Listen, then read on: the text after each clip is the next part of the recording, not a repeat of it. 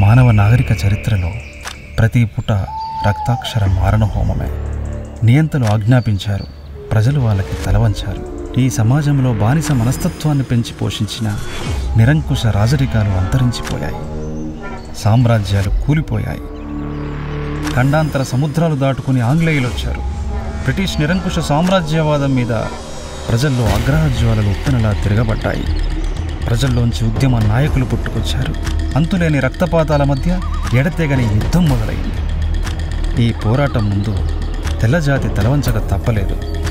కానీ హైదరాబాద్ సంస్థానంలో మాత్రం పెద్ద పోరాటమే చేయాల్సి వచ్చింది.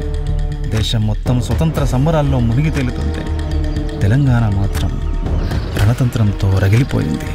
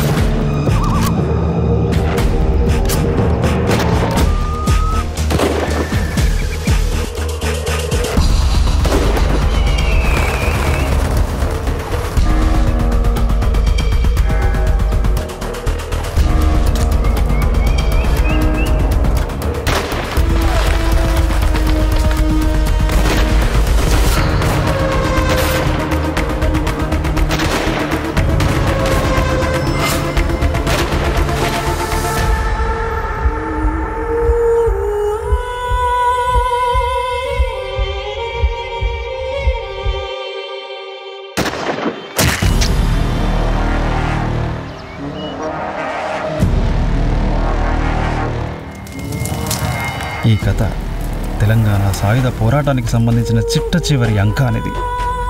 ఆ అంకం పేరే 7 తరాల యుద్ధం.